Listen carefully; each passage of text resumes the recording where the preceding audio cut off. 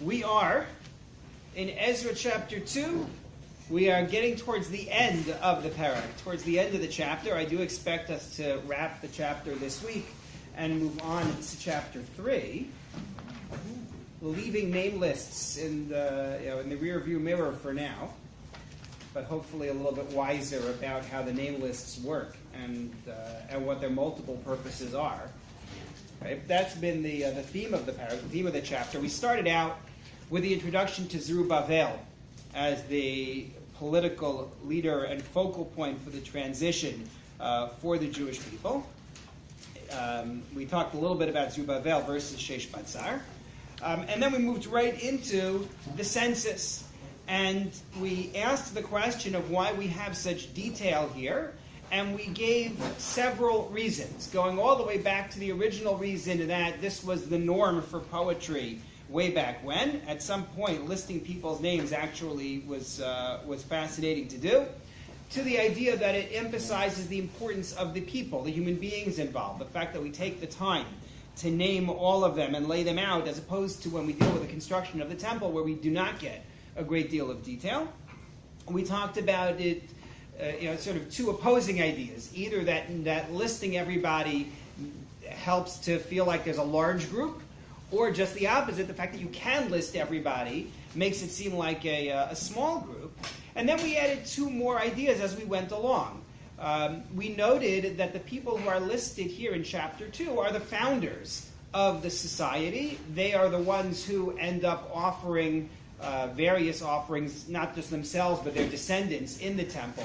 They're the founders of the new institutions of the land, and that may warrant their being mentioned.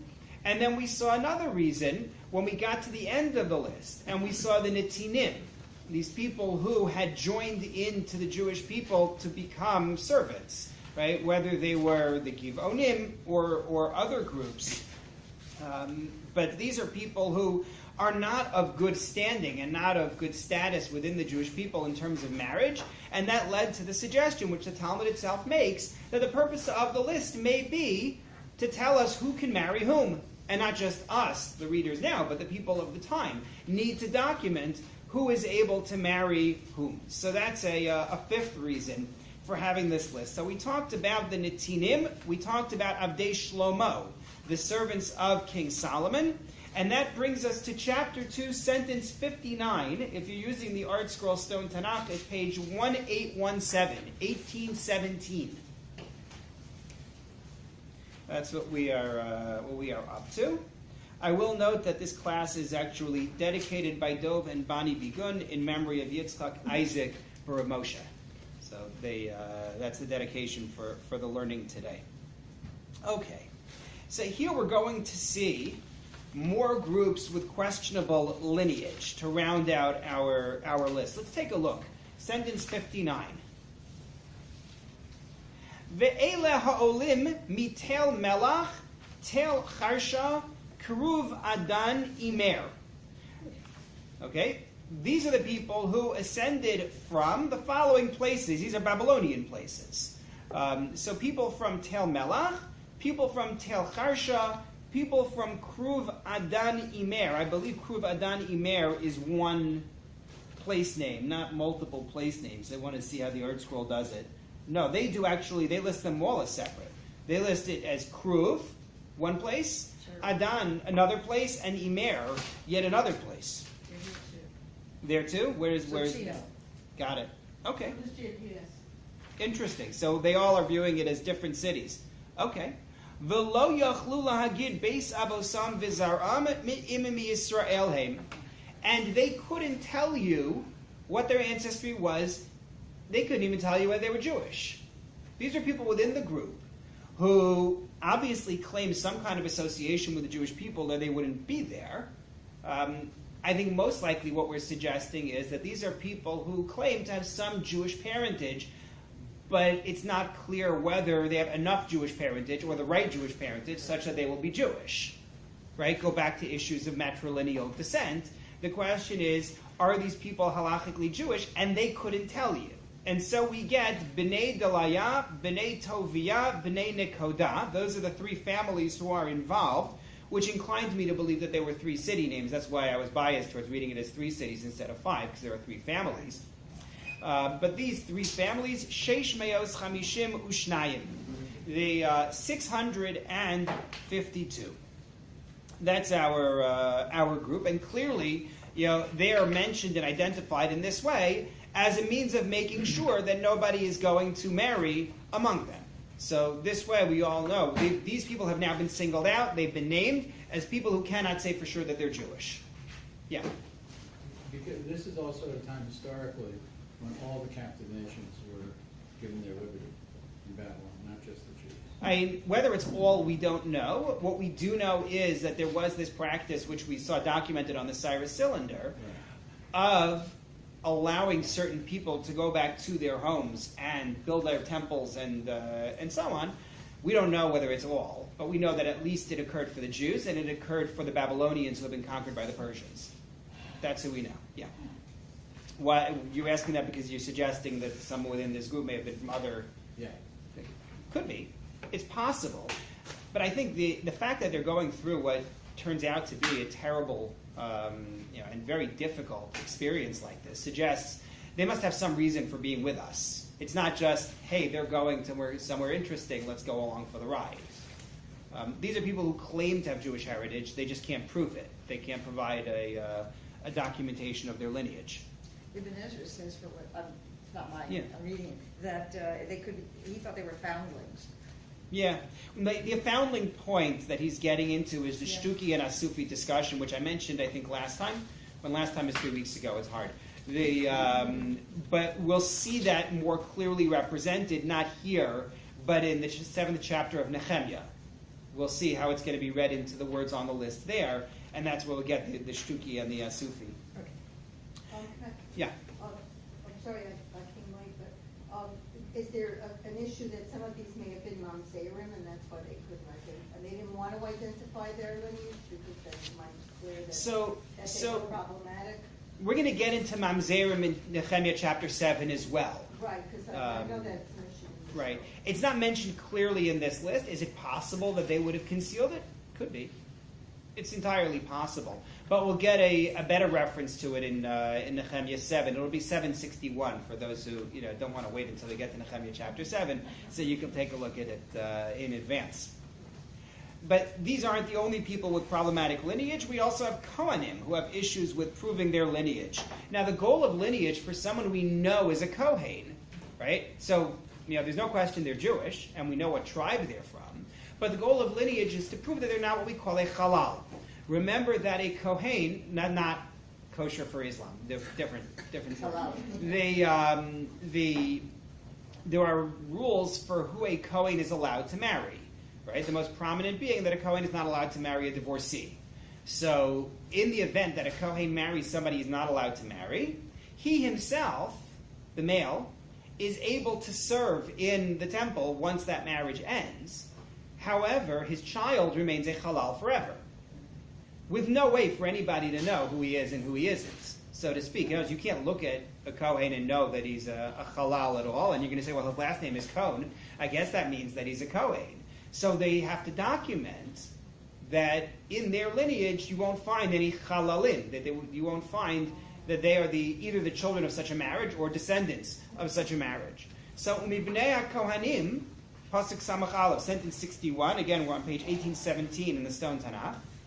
Umibnei HaKohanim, among these Kohanim who have problematic lineage, are Bnei Chavaya, Bnei HaKotz, Bnei Barzilai, Asher lakach mibnos Barzilai Giladi Isha Vayikarei al Shema. So among the Kohanim you have the sons of Chavaya, the sons of Hakotz. Hakotz is an interesting one because Hakotz is actually going to be a prominent name later on. Either because they get rehabilitated at some point, like, oh, now we found our lineage, or because there are different subsets of the Hakotz family, and one subset is the one here that isn't able to identify their lineage, and the prominent one that we'll get to later is going to be one that is able to prove that they're okay. So, there are different ways to explain why Hakotz later are going to be on the good list, and right now Hakotz is on the bad list. And then you have the ones who are descended from Barzillai HaGiladi. Who was Barzillai HaGiladi?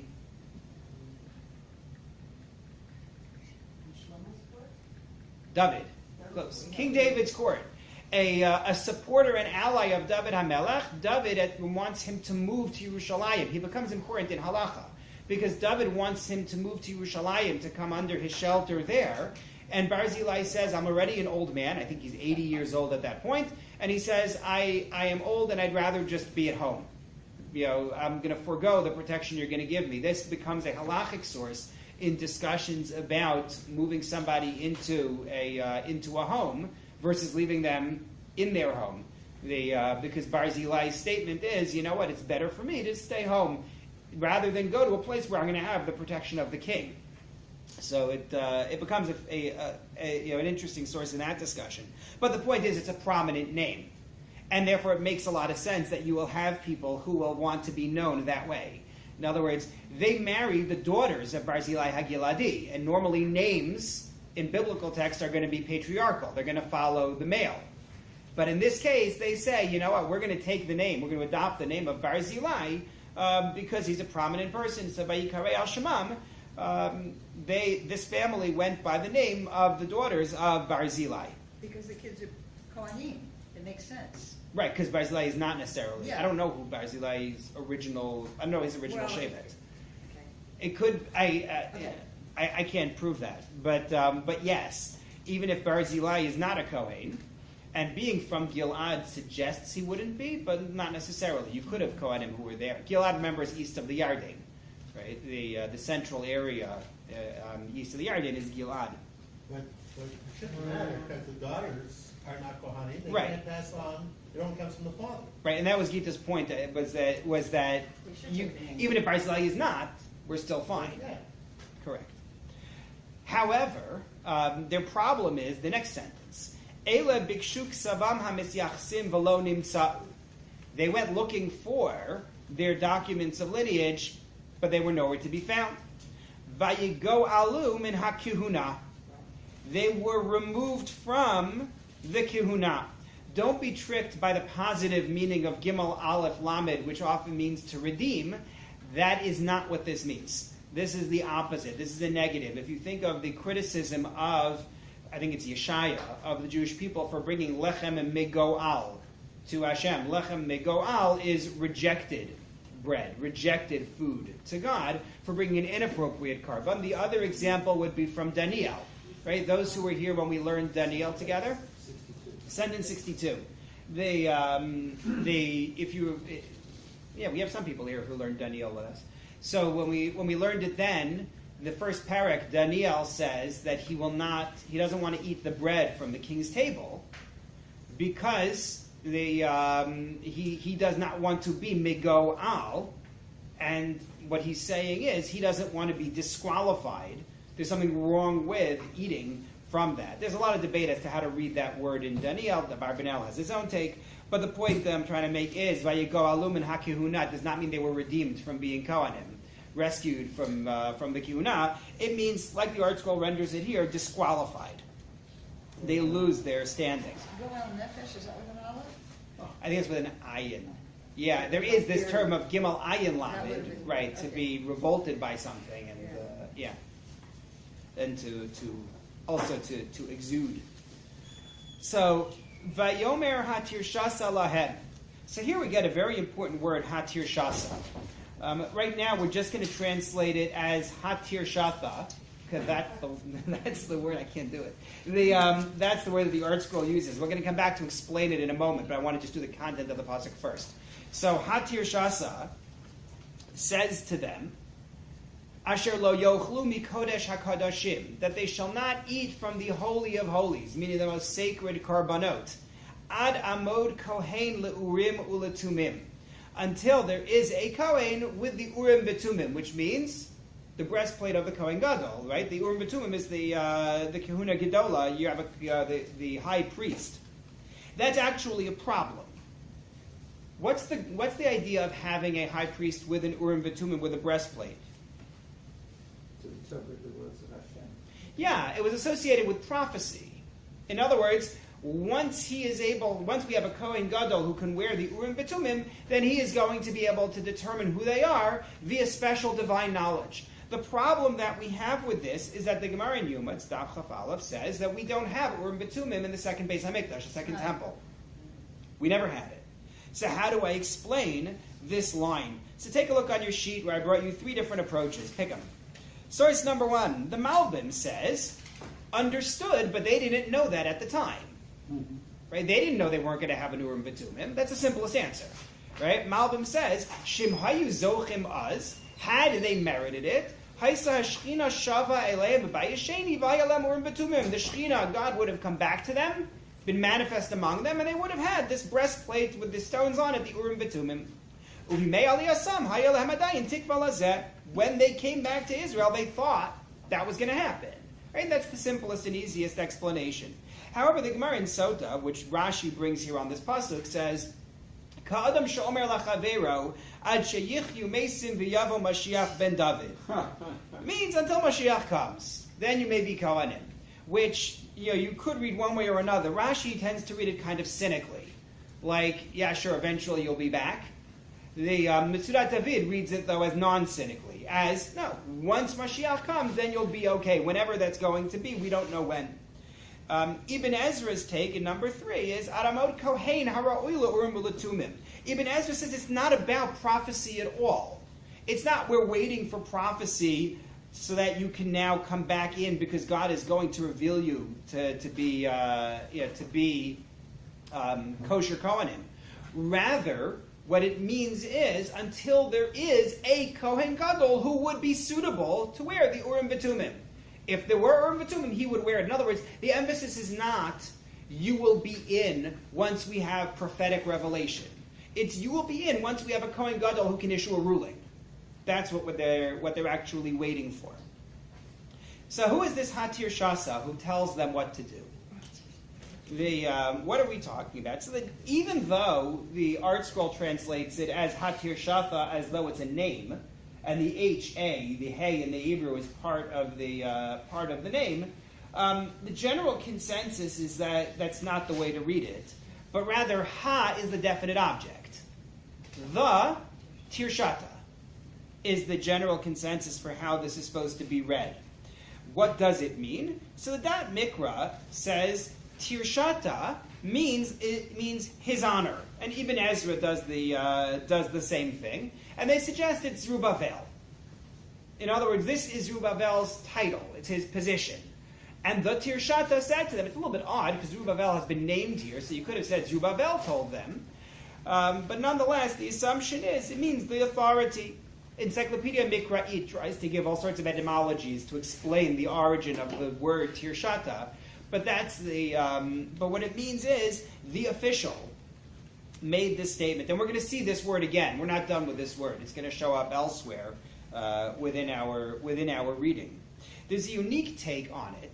Rashi quotes the Talmud Yerushalmi with a remarkable take, and I brought it for you in number 4.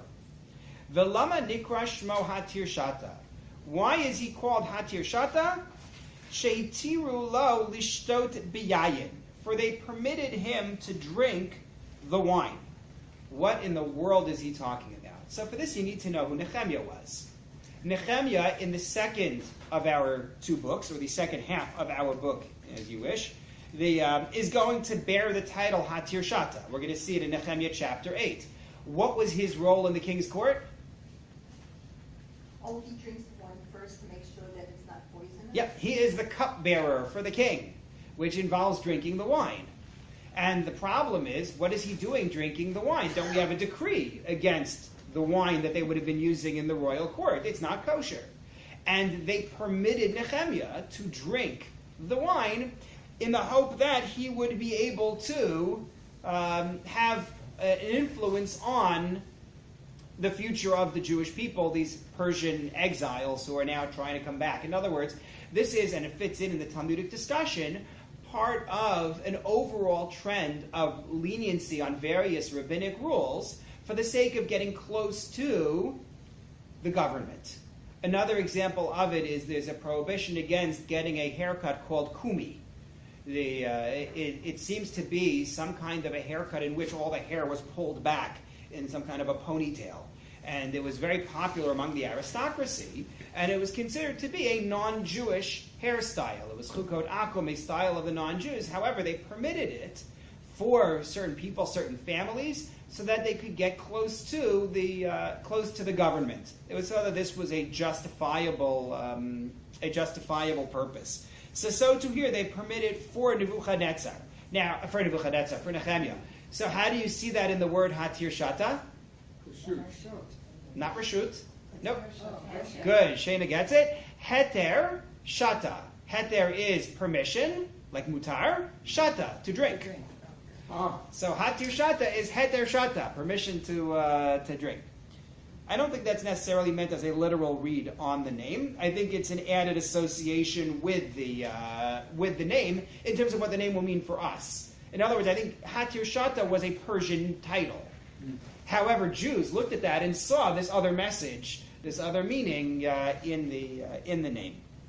Okay, so it is clearly, whatever you take on it, whether you read it as the Tirshata or whether you read it as HaTirshata, it is clear that it's a reference to a person in authority. It will ultimately be the title used for Nehemiah. At this stage, we think Nehemiah is not there yet because we haven't gotten to it in his book. We're going to come back to that actually in a bit and maybe challenge that. But right now we assume Nehemiah is not present. And if Nehemiah is not present, who's the authority now? Zerubbabel would be the last named authority. So he's the one who's going to, he's the one who says to them, you have to wait until we have either an Urim V'Tumim or a Kohen who is suited to wear the Urim V'Tumim, and at that point he can decide your ability to eat from the Kodesh HaKodashim, to eat from the Karbonot, to eat from the offerings. You're not able to eat the offerings yet, so you're going to have to wait. Now, mind you, what they can't eat is the Holy of Holies. Meaning Karbonot, meaning offerings. There are other tithes that they are able, there are other ways they're able to participate in the Kehuna, just not in terms of, in this way. Okay. That brings us to the total. Any questions on that, on the Kohanim Hatir Shata before we, yeah, Laurie. What happened to the Urim V'Tumim? So that's a very good question. We are told that the general Kalim, the general vessels, like we talked about in the opening weeks, end up in Babylon. However, we aren't told about any withholding of particular ones to stay there, which leads to the question of, so nu, where is it? There is a Gemara in Yuma which talks about Yirmiyahu, in the days of King Yoshiyahu, hiding some of the vessels beneath the floor of the temple. So most prominently the Aron would be hidden there. In other words, at that point, he has already received messages from God saying, it's all over, this is going to be destroyed, and therefore he wants to safeguard the vessels. And the Gemara tells the story of somebody during the Second Temple period who notices an element on the floor, some stone that's out of place, and he dies before he can tell anybody exactly where it was that he found what was underneath, which is to say the Aron and so on. So we have conflicting accounts of what it was. Did they go into Bavel, or were they hidden intentionally by the Jews in the time of the First Temple? What we do know is the Second Temple doesn't feature it at all. Meaning, when you read Shmuel and Malachim, you see accounts of kings and officials seeking counsel from God. And it's generally understood, sometimes more explicitly, sometimes less so, that it means they go to the Kohen Gadol and they inquire through this special prophetic means, what exactly God wants them to do. We don't find anything like that in Chagaya and Zechariah and Malachi in the first days, and we don't know anything about it from the period of the Hashmonaim, right? And other than that, we don't have a whole lot of literature to work with. But it's, the fact that it's missing is testified to by its absence, effectively. The fact that it's not in the narrative at all, where it was in the narrative in the first Beis HaMikdash. There are also nuances in the text that are drawn upon. The Gemara in Yuma Chaf Aleph draws on in Chagai, when Hashem says, if you build this, ikavda, I will be honored by it, but it's missing the letter Hey. So the Gemara says that hints at the 5 things that are missing in the second temple. There are hints in various places. What are the other two? So it's the Aron, the Urim V'Tumim. It is trying to remember. No, the menorah is there. They had. The menorah is there. It features prominently in Yeah. some holiday. I'm trying to remember if the Aron and the Kaparas count as two different things, such that the Kruvim are separate. If you look at Yom Chaf Aleph and Aleph, you'll find it there. But I think the Kruvim may count separately. If the Aron isn't there, the Luchas can't be there either. Right. The question is how many of those. Luchas. Right. The question is how many of these things get counted separately in order to reach 5. One or two. Right. Yeah. How far can we play this out? Yeah. No, I think one is the mun, the jar of the mun that they had saved from Aaron that was supposed to be there l'mishmeres. I think the mun is one of those that's gone. But it's again, it's a straight Gemara. You just have to read it. Okay. So we get to the totals. Now that we've listed everybody, now we get to the totals, which, by the way, will not add up. Pasuk Samach Daled, sentence 64. Kol hakahol ke'echad, the entire community as one, arba ribo. 40,000, alpayim, 2,000, shlosh meos, 300, shishim, 60. In other words, 42,360. That's what you got. Milevad avdehem ve'amhosehem ela, aside from their male and female servants, shivas alafim shlosh meos shloshim b'shiv'ah. 7,337. It's not a bad ratio. Vilahem misharim umisharos masayim. Oh, and by the way, they also had male and female singers. 200 male and female singers. We're going to come back to all of this. So hold your questions about what the singers are doing there. Yeah. Suseihem, horses. Shvameo shloshim v'shisha. 736. Pirdehem, and of course we have to have mules. Masayim arba'im v'chamisha, 245. Gemalehem, camels. Arba'meo shloshim v'chamisha, 435. Chamorim, and donkeys. Sheishes alafim shvameos ve'esrim, 6,720. I didn't actually break this out to see the ratio of different animals and which ones were more and which ones were less, but we did note a while back that this is one of the elements that testifies to the fact that the list is recorded contemporarily. The list is recorded at the time when they actually make the return and not retrofitted. Because somebody counting later on would have had all sorts of animals that you use in running a farm, agricultural animals. Right? If you look at what they have here, these are pack animals. Animals that are suitable for long trips. Once you're settled in Israel, you don't have camels. That's not what you have. What you do have are cows, bulls, oxen, that's what should be here, and isn't here at all, testifying to the original character of the list itself. But our first problem that we have to look at is the number issue. Because when you count out our numbers, if you were to add up all the different families that we've seen, you won't end up with 42,360. What you will end up with, according to the Midrash and Seder Olam, is 30,360. You're about 12,000 short. So where did they go? So take a look at number 5. This Midrash and Seder Olam, which is quoted by Rashi, Ubifrat einon ela shloshim elef ushlosh meos v'shishim. Break it down, and you only end up with 30,360. Ushnemasar elef hechanim. Where are the 12,000? Ela elu she'alu mish'ar hashvatim. The answer is, and this is, Lori, what I meant a few weeks ago when I said we're going to get back to your original question. You had talked about the question of these people came from Bavel, which is one city within the empire. What about other people? And we also said those were just Binyamin and Yehuda. What about others potentially joining in? So this Medrash in Seder Olam says, you're right. The list you have here is just Yehuda and Binyamin. That's number 1. And then number 2, take a look at Malbim, who adds in those who came from elsewhere. V'chanir en, source number 6. V'chanir elo chashav beina pratim es kol haba'im, rak es haba'im rishonabim Bavel. He says it appears that it didn't list, among all the individual families it broke out on the list, everybody who came. Rather, it was just specifically those who came from Babylon, meaning that capital city. V'gam v'Nechemiah, and also when you see this list in chapter 7 of Nehemiah, Shahosif Gama Ba'im Eretz Kazdim, there it's broader. It includes those who come from the land of the Chaldeans, which is a broader area. Still lo chashav hakol, it didn't count everybody. Kini tosfu b'chol yom anashim shelo nizkru b'cheshbon kan. Every day you had more people who didn't make it into the census.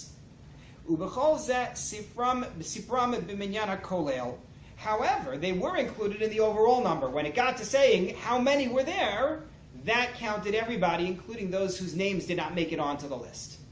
Now, if I go back to my original reasons for having the name list, and if I take that explanation, our last explanation from the Gemara, that it's about the lineages, I understand why the other ones are not broken out on here. Because no one does any work on their lineage. These are people who just came in every day. There's no time to start investigating who's who. So therefore, they don't make it onto the enumerated list because we don't know what to say about them. Right? What are you going to say? These are people who joined in. Here are their names. I know nothing about who they are. Listing somebody and saying I know nothing about them is a death sentence. Right? That means they're going to be in this category of people who can't prove their lineage. They may be fine. We don't know. So therefore, they're omitted from the individual count, but they make it into the Mispar HaKolel, this overall number. Follow? Does that mean that there were 12,000 of problematic lineage? Well, not a problematic lineage of no one sat down and actually figured out their lineage. Right, I know. No papers. Right. Right. Unknown entirely, as opposed to I looked and couldn't find. That's like a law. We're Yep. talking almost a half, right? Are you saying they're from different cities or from different shvatim? Both. I mean, different shvatim is what Seder Olam is saying, and Malbim is adding different cities. But yes, it's a large number. Yeah. Dolly. I just want to contemporize this kind of information. Sure. You know, it's in today's Israel, we had all these people who came in after the Holocaust and said they were Jewish, and no one kind of like looked into how they were Jewish, and they just all got resettled into the country very nicely. And no one looked into whether or not they had been married and their spouse had been carefully designated as dead. And then many of them ended up remarrying. But there was no time and no effort, and there was no possibility of looking into each and every refugee that came in. And then later, like in modern times, you know, like in the last couple of decades, when people come in, they're really over-processed now. And all of a sudden it becomes a big deal when somebody comes in to find out their exact lineage. And it's just very interesting that so much of this is baloney as far as I'm concerned, because it all depends on when you happen to arrive. So if you arrived on time with Nechemiah, you got looked into. And if you didn't, you weren't looked into and no one cared. So I would say a couple of things. First, it's worth noting that there were those who were investigating even originally, meaning we have responsa upon piles of responsa for Aguna situations that stemmed first from the Holocaust and then from the War of Independence as well. So that's, you know, it's worth noting it isn't as though it was an ignored thing, as much as the fact that it's true in terms of volume. You weren't able to address everything that... No, it wasn't like no one was trying to address anybody, but lots and lots of people fell through the cracks. I believe that. But the other piece of it is that, you know, I think to call it baloney is to shortchange a very significant and sophisticated halachic question. You know, the Gemara at the end of Kiddushin talks about Eliyahu Hanavi coming not to exclude anybody, but actually to cause people to be included. And that leads to a lot of question in the Gemara and halachic authorities about what exactly that means, but ultimately it culminates in a line in the Shulchan Aruch, in the Code of Jewish Law, which says that if you know that there is a history of mamzerut, right, illegitimacy in a family, but it's not publicly known, you're not supposed to go broadcasting it.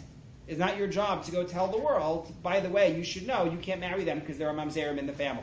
Whether you tell anybody at all is subject to a lot of debate. But this is, you know, to my mind, a very significant and challenging question in terms of how you practice Judaism in the wake of this kind of catastrophe. I think that I wouldn't write it off so simply and say, well, it depends on when you can. It's kind of like really, I mean, we're seeing that this problem had existed in the time Yes. of Nechemiah. Correct. That there is a period in which so many refugees come in, or so many people join the Jewish nation, that there's no one keeping track of them. Right. And some of them have very good lineage, and some of them have questionable lineage, and the same thing happened in the modern state of Israel. Right. No, that parallel is very... And I just feel sorry for some of the people coming in now when everybody has lots of time to investigate them. Right. Because they drive them crazy. Okay, that's Yes. not going. Isn't that the argument you just made earlier, in the sense that if you're choosing to join a prosperous environment, well, there's one reason, there are many reasons to do it. If you're choosing to go on an ordeal and a journey that promises to be less than pleasant, it by itself eliminates a lot of the Anger on their profits. Yeah, hangers. But that's the thing, it's not what they did. In other words, what Dahlia is pointing out is that we have actually two different approaches within our list. We have the first 30-something thousand who are broken down based on which tribe they are from. You know, Kohen, Levi, Israel. Are they Kohanim who can prove who they are? Are they Kohanim who cannot prove who they are? Are they Israelim who can prove who they are? Are they Israelim who cannot prove who they are? We're going to see in the list in Nehemiah 7, the Shtuki, Asufi, Mamzer, we end up with 10 different types of lineage, as we charted last time. All stemming from Ezra's list of 30,000 or so. And then on the other end, there are another 12,000 who are just here. And don't know. We know nothing about them. When I asked you if they could be people from other nations that were getting freed at the same time, you said it's very unlikely because it was an arduous trip that they were about to go. I would question whether anybody else wants to join in. I mean, that's true. We got all the slaves and stuff, so they're named slaves. Right, we also have them. We break them down too. This is true, but I'm going back to what I asked first. I'm not clear on the... I'm saying that it was arduous for people to make this trip, Yes. and people who are not really part of the Jewish But world that's the would thing. not do it for that reason. Right, but if you were to make the claim that because it's arduous, we aren't so careful, because we just assume that means the person must be legit, then I'll ask, why is Ezra breaking down all the lineages? Or not just, Ezra, book of Ezra. Leave aside Ezra's personal role within all of this. But why is the book of Ezra talking to me about who is this kind and who is that kind, and filtering all the different groups? Right? These are Shlomo's servants. These are Netinim who are servants, but they're not Shlomo's servants. I think that argues that even if it's arduous, and even if it's a time when we don't have all the time in the world and we don't have all the resources, nonetheless, we're still going to care about who's who. Yeah, you have two different things going on. You have two simultaneous events. You have one in which people are being documented, and one in which people are just being told, okay, fine, you don't have a passport, don't worry about it. They're going on side by side. Now, Encyclopedia Mikra'it brings two other suggestions which would do away with all of this, but I think neither of them really works. One claim that they make, you could always say, and that's that maybe the original list was longer. In other words, maybe our original Sefer Ezra has the 30,000 that we have documented, plus another 12,000 documented, and then that gives you the 42,000, which was part of the original text. I mean, you could say such a thing, I suppose, but really, I think that that's hard, because which part of the list did they disappear from? Did they disappear from the good ones? Did they disappear from the people who were the servants? There's nothing in this list that indicates a lacuna anywhere.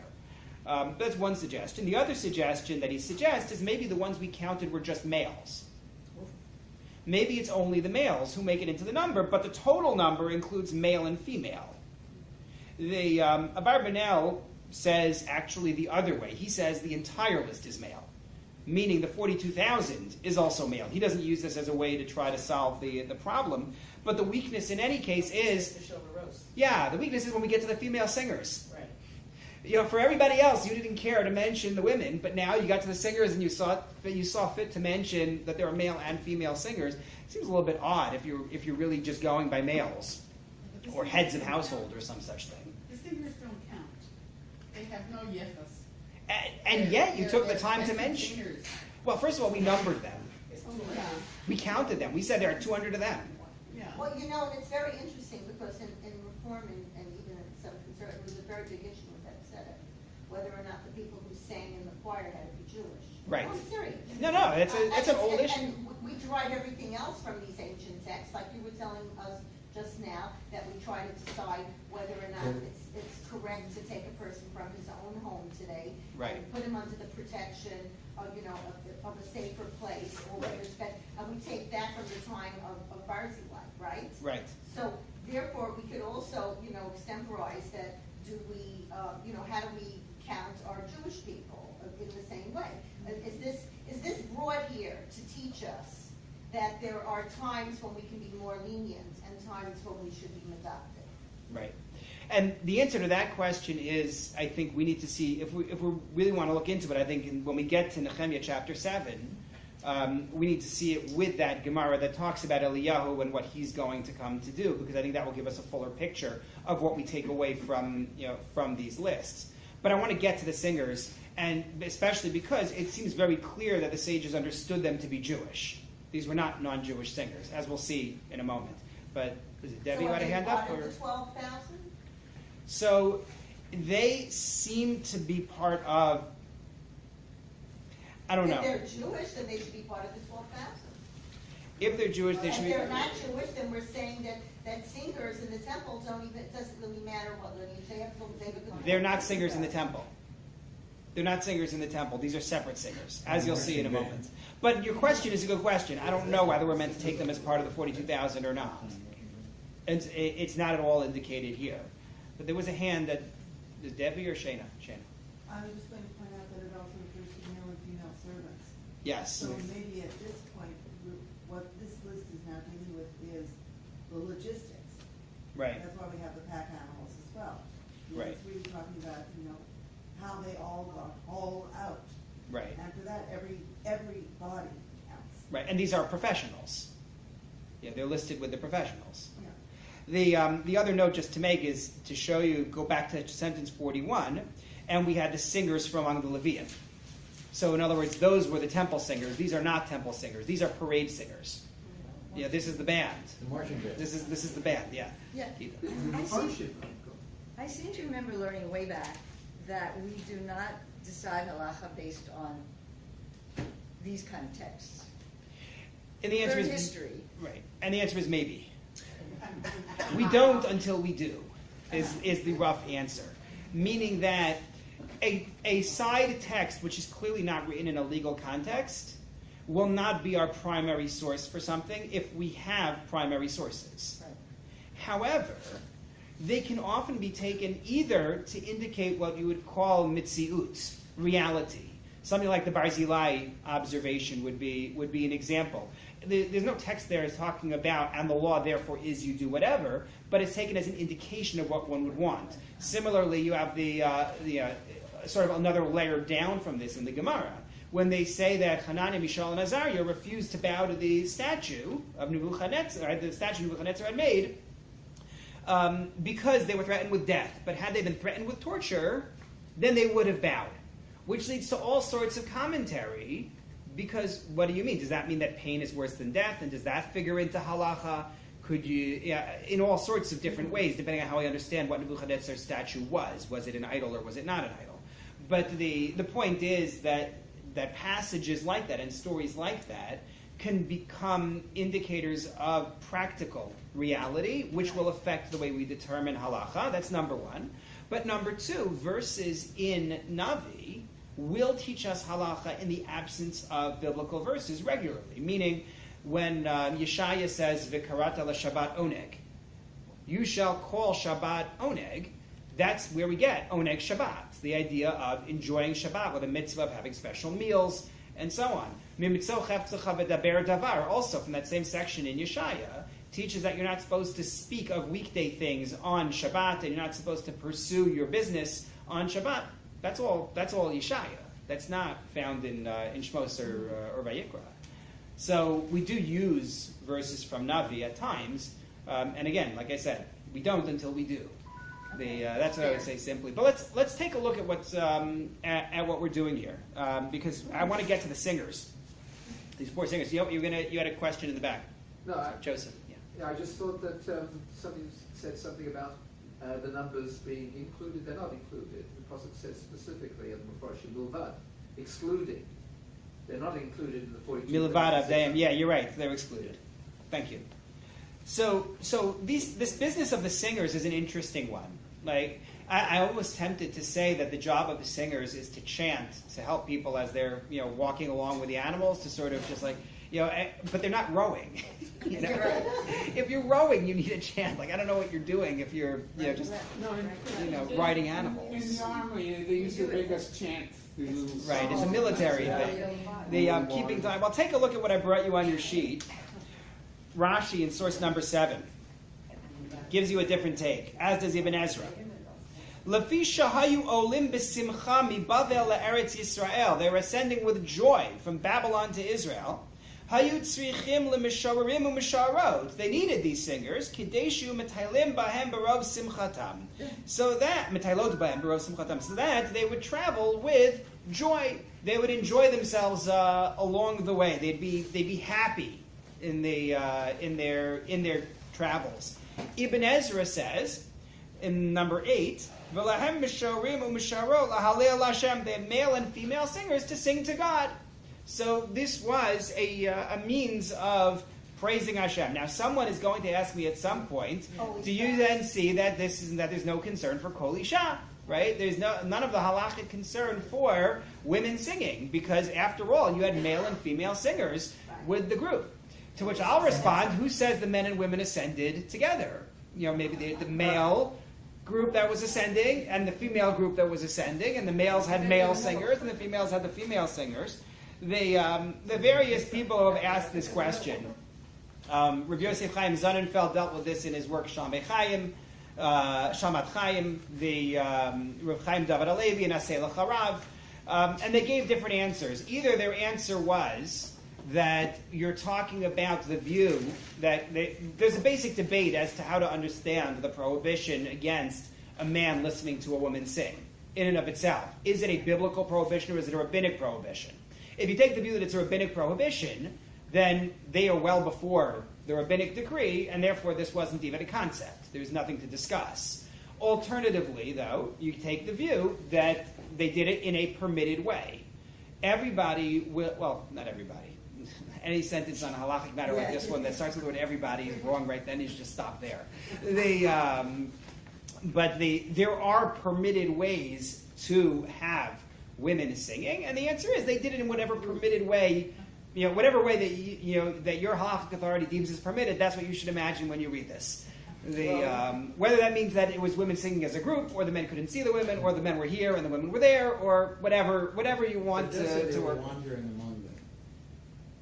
Among whom? What do you mean? The translation. What does it say? Singers so that they would wander among them in their great joy. Oh, you're talking about my translation. Yeah. Shehu metaylot bahem. Right. So I wasn't sure what to do with metaylot bahem, whether that's a description of the singers, and the singers are wandering among them, or whether it meant the people who are walking will go up with great joy. The problem I have is that the word letayel doesn't fit the ascending from Bavel to Israel, meaning you would not describe this as a tiyul. That's exactly what Mesilas David says. Uses the word tiyul. The simcha over tiyul. Mesilas David. Mesilas David says l'besimcha b'tiyul. Yeah. Interesting. So then he's drawing on this Rashi, and the answer will have to be that it's talking about the people, not the singers. That the people who are journeying should have a nice trip. Okay. Well, I think a tiyul is also kind of like an adventure. Yeah. This is not.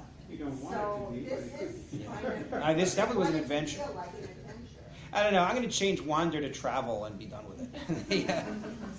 Now, female, a tayalot, so that refers to the For Mishra female singers, what about Miriam and is that because So they're very clearly separate. It says specifically that Miriam went out with the women. There's no, they're very clearly separate. Yeah. So, all right. So they all go up to. They all travel. Hello, with in these various numbers, and then you get to Pasuk Samachet, sentence 68, page 1819. Umerashei ha'avos, and from the heads of the families, bevoam lebeis Hashem asher b'Yerushalayim, when they came to the house of God in Jerusalem, the future house of God, because it wasn't the house of God yet, but to the site anyway. Hisnadvu lebeis ha'elokim, they donated to the house of God, laha'amido al mechono, to establish it on its foundation. Kichocham nasnu la'otzar hamalacha zahav darkemonim sheish ribo'os va'elef.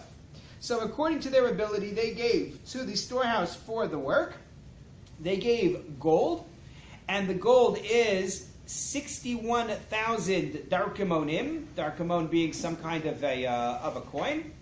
V'chesef manim chameshes alafim, as well as 5,000 maneh of silver. V'chasnos kohanim me'ah, and 100 garments for the kohanim. Vayeshavu hakohanim v'aleviyim umin ha'am v'amisharim v'asharim v'anesinim be'arehem, and all of them, the kohanim, the leviyim, the nation, the singers, the gatekeepers, the nesinim, they all went to their cities. V'chol Yisrael be'arehem.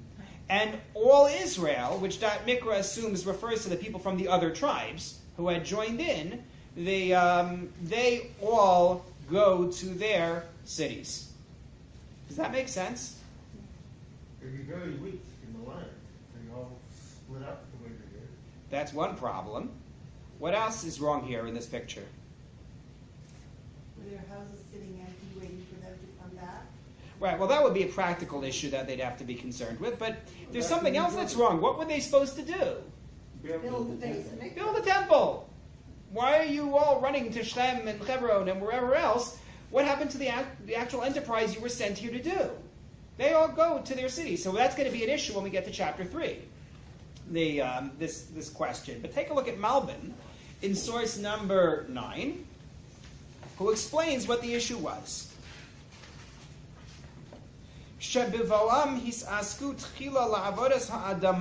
Initially, they had to work the land, lahachin lechem, in order to get bread.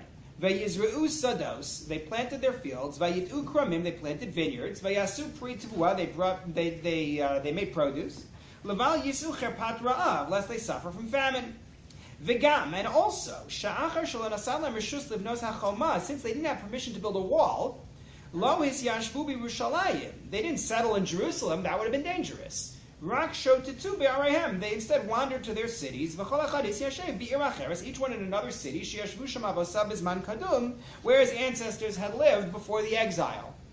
So he's giving me two reasons why they're not building a temple and settling in Jerusalem. Number one, you need to support your family, and number two, you have no protection in Jerusalem. You're just a sitting duck. And yes, it's true, as was noted here, they're sitting ducks in their random cities as well, but maybe if you're in smaller numbers, you're less of a target. Maybe that would be why. The Kohanim and Leviyim, they went to the 48 Levite cities. The Yisrael is Yashvu b'arei Yisrael, and the Yisraelim went to their cities. Okay. So that, by the way, the last clause in the Malbim is just to explain the language in sentence 70, where it mentioned the Kohanim and the Leviyim, and then it came to call Yisrael at the end, right? So he's saying the first part was the cities of the Kohanim, Leviyim, and these other people who are mentioned, the singers, the servants. However, the Kol Yisrael Barehem is talking about Yisraelim. Aren't these singers the gatekeepers of the Leviyim? Oh, the Mishorim, right? These are not these are Levi singers, right? That works even better. That helps me further. Too. Yeah, gatekeepers are clearly Levian. Yeah. Okay. So that's going to bring us to the 3rd chapter and the new land and restarting the Beis Hamikdash and carrying out the mission. So we're not going to get very far here, just because, as far as I can tell, if I started it, then we've got like 4 minutes. So what I want to do is just show you the first couple of sentences at least. I want to cheat you the 4 minutes and raise certain questions. Chapter 3, sentence 1. Vayiga hachodesh hashavi'i ubnei Yisrael be'arim. The 7th month arrived. Not the 7th month since their arrival, but the 7th month. What is the 7th month on our calendar? Tishrei, right? 7th month is Tishrei. So the 7th month arrived. Ubnei Yisrael be'arim, and the Jews are in their cities. Vayeyasfu ha'am ki ish echad el Yerushalayim, and they all gathered as one to Jerusalem. So already I have certain questions. Like, why did it take until Tishrei? We don't know what month the original journey went on in. But why did it take until Tishrei for them to gather? And what is the significance of Tishrei? And we know what Tishrei is for us, right? Tishrei for us is Rosh Hashanah, Yom Kippur, Sukkot, right? Good time to be in Yerushalayim. The harvest and The harvest and the planting. the harvest. It's cool. Oh, the harvest is in at this point. You've gathered everything. Yeah, so you Right, that's can it. leave Rosh the Hashanah is fields. not pilgrimage, Rosh Hashanah is not a required pilgrimage. That's true. is it? But I think that we're thinking about it too much in terms of our own terms. What would Tishrei have meant for them? There's another element which is going to be very important, which you have to think about from their perspective in order to understand what's going on. The rainy season coming? No, it's too. We'll see. But look what happens in Pasuk Bet. Vayakom Yeshua ben Yotzadak. Yeshua ben Yotzadak. This is one of those cases where the hays slip in and out. Meaning sometimes he is Yeshua ben Yotzadak, sometimes he's Yehoshua ben Yehotzadak. But he is, in fact, the Kohen Gadol. Although he's not given that title at this stage, we find out later he's the Kohen Gadol. Ve'achava Kohanim, as well as his brother Kohanim. Uzrubavel ben Sha'altiel. There he is, Zerubbabel. Ve'achav and his brothers. Vayivnu es mizbach Elokei Yisrael. They built the altar of Hashem, God of Israel. Laha'alos alav olos, to bring upon it burnt offerings. Kakasuv b'saras Moshe Isha Elokim, as recorded in the Torah. In the Torah of Moshe. Tell me, why do you need that last clause? As recorded in the Torah of Moshe. As opposed to what? What other model were you working with? The Beit Mikdash. You mean in other words, they're going back to the Mishkan model. You think they're working with the Mishkan? Could be. Elisheva. Because didn't they just bring korbans to their other gods? So this is the korban you're allowed to bring as it's written in Torah. Like those correct korbans. In other words, I might have thought if you didn't say this that they were actually building, that they were actually bringing, Avodah Zarah. They were performing idolatry.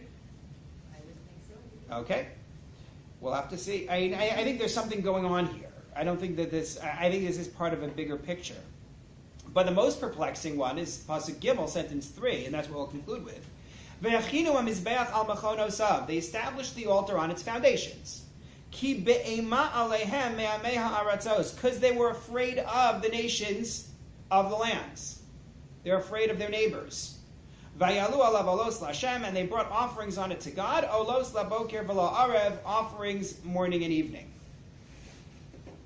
Where's the cause and effect in this sentence? They were afraid of their neighbors, therefore they built the altar. If you would have asked me, if you're afraid of the neighbors, you don't build the altar. Right? No, but maybe their neighbors would take over this place now that they saw them come back and start building altars to foreign gods. So they rushed in and made sure that this wasn't going to happen. So they're afraid that the neighbors are going to build altars for their gods, and therefore they choose to build an altar to Hashem. Right, to make sure this doesn't happen. Right. On the other hand, Yeah. perhaps they're doing this in order to get God's favor. They're looking for God. Right. Perhaps it's a search for divine protection. Could be. So we're going to have to talk about all of this, God willing, next week. Thank you very much.